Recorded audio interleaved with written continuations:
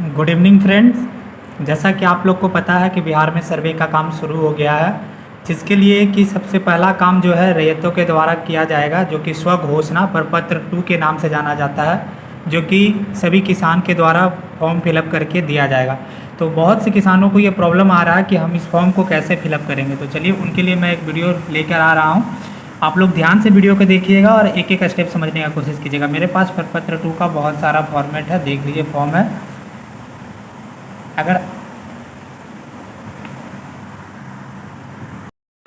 तो सबसे पहले आप यहाँ देख रहे हैं कि राजस्व ग्राम का नाम लिखना है। मीन्स आप जिस राजस्व ग्राम में रहते हैं, जिस राजस्व ग्राम में आपका खेत है, उस राजस्व ग्राम का आप नाम यहाँ लिखिएगा। उसके बाद उस राजस्व ग्राम का थाना नंबर होगा, आप इस कॉलम में इस जगह पे थाना नंबर भर दीजिएगा। उसके बाद बगल में हल्का नंबर है, हल्का नंबर फिल कर दीजिएगा। उसके बाद यहाँ पुलिस थाना जो आपका होगा, पुलिस थाना यहाँ पे दे दीजिएगा। और अंचल का नाम मीन्स आप जिस अंचल में हैं, और फिर ज़िला का नाम। अंचल मीन्स ब्लॉक होता है, ब्लॉक का नाम लिख दीजिएगा और फिर ज़िला का नाम। तो टोटल इसमें आप देख रहे हैं कि टोटल 11 कॉलम दिया गया है। इस 11 कॉलम को आपको भरना है, वो भी सही सही भरना है, तभी आपके ज़मीन का सर्वे सही सही हो पाएगा। फर्स्ट में आप देख रहे हैं रैयत का नाम, सह हिस्सेदार का नाम एवं अंश अगर कोई हो, एवं पिता का नाम। सबसे पहले रैयत का नाम लिखना है, जिनके नाम पे ज़मीन है उनका नाम लिखना है, और उनके अगर कोई अंश है, अगर कोई हिस्सा लेना चाह रहे हैं तो उनका नाम लिखना है। उसके बाद पिता का नाम लिखना है। फिर आप अपना अस्थाई पता लिखिएगा। आपका जो परमानेंट एड्रेस होगा उस एड्रेस को सेकेंड कॉलम में इस जगह भरना है। उसके बाद खाता नंबर होगा आपके पास, खेसरा नंबर होगा। अगर आपको नहीं पता है तो आप अपने खतियान को खोलिएगा, उसमें लिखा हुआ होगा खाता नंबर, खेसरा नंबर। और अगर आपके पास केवाला है तो केवाला में भी लिखा हुआ होगा खाता नंबर, खेसरा नंबर।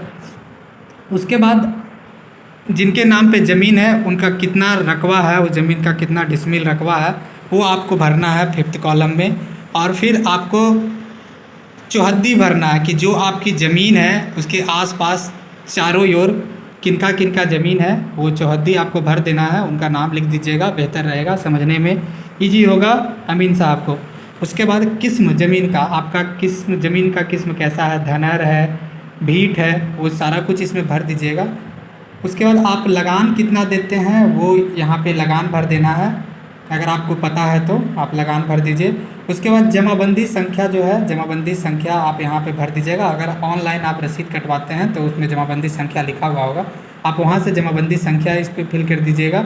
उसके बाद जो आ रहा है भूमि पर दावा का आधार, जो आप खेसरा नंबर, खाता नंबर जो आप दे रहे हैं, वो ज़मीन किस प्रकार का है, क्या आप वो ज़मीन के उत्तराधिकारी हैं, क्या आपको वो ज़मीन दान में मिला है, क्या आप उस ज़मीन का क्रय किए हैं, या बंदोबस्त से मिला है, या फिर अन्य जो भी हो, जिस प्रकार से वो ज़मीन आपको प्राप्त हुआ है उसको आप यहाँ पे फिल कर दीजिएगा।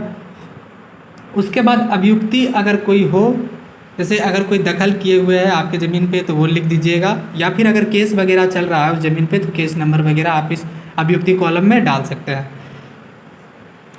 हो सकता है कि आपके पास बहुत से मौजे में ज़मीन होगा आपका, तो हर एक मौजे के लिए अलग अलग फॉर्म भर के आपको उस मौजे के अमीन साहब को जमा करना पड़ेगा। इसका 2 फोटोकॉपी करवा लीजिएगा। और इसके साथ जो ज़मीन आप जो खाता नंबर और खेसरा नंबर दे रहे हैं उसके साक्ष्य के लिए आपके पास जो कागज़ होगा ज़मीन का, उसका भी फ़ोटोकॉपी लगा के आपको जमा करना है।